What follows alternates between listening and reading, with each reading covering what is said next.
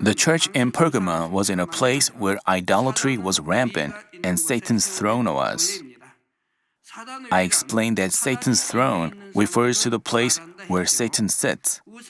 With those temples in which to worship idols and the emperor, the city of Pergamum was literally Satan-dominated. Since the church was located in such a city, it wasn't easy for its believers to keep faith. Still, they didn't forsake their faith. They held on to the Lord's name and achieved victory. And the person who was taking the lead was Antipas from today's passage. In today's passage, the Lord refers to Antipas as his witness, his faithful one, namely, his faithful witness. Our Lord calling him that well indicates what his faith was like. He was recognized as a faithful witness by our Lord. This means that his faithfulness was not fleshly faithfulness, but spiritual one. By casting off evil and emptying himself, he tried to resemble our Lord. Despite being in a tough situation, he carried out his duty of testifying to the Lord with all his life.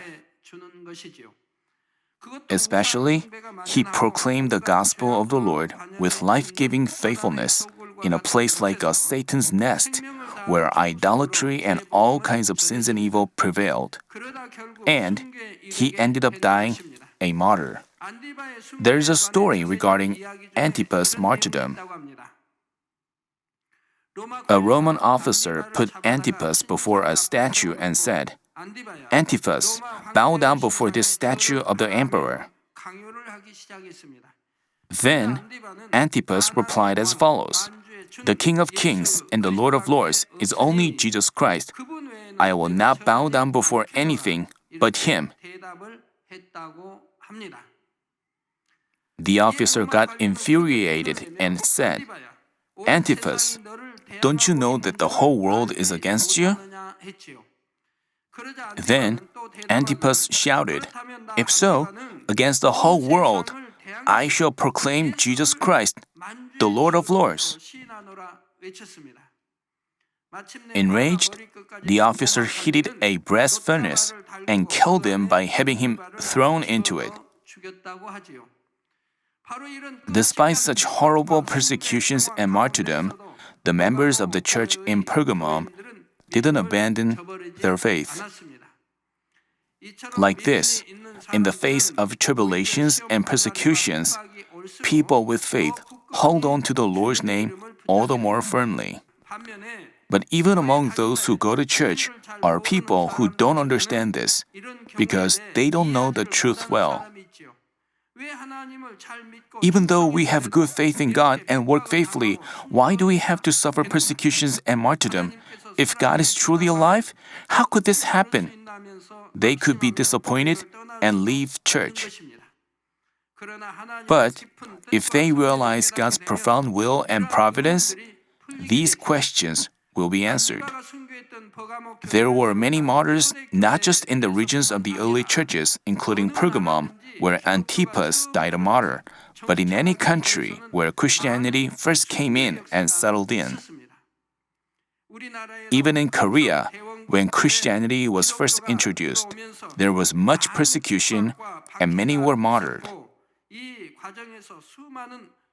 At first, the worldly people ridiculed and despised the Christians as they witnessed their martyrdom. They even enjoyed watching them martyred.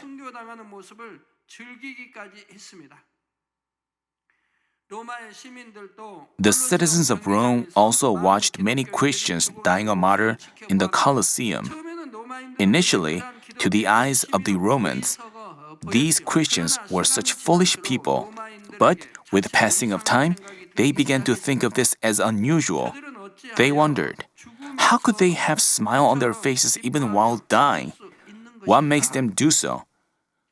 Who is this Jesus that they believe in? Such questions went through their mind.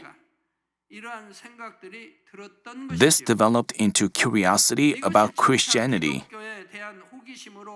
and more people wanted to know about it.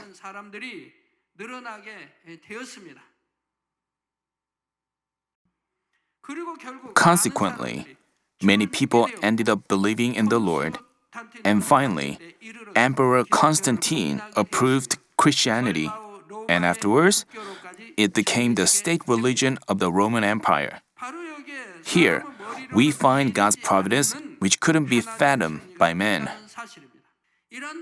Without this, Christianity couldn't have spread to the entire Europe and the whole world in such a short period of time.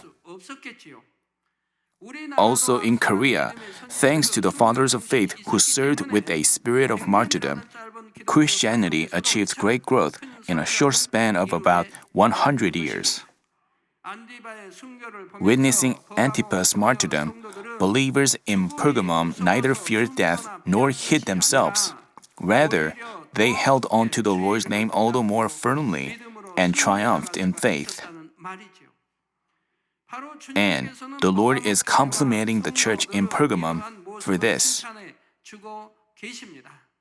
Thus, just like Antipas and the believers at the church in Pergamum who had faith, I hope that you will too become the Lord's faithful witnesses who don't waver to the left or to the right, but firmly protect the church in times of trials or tribulations.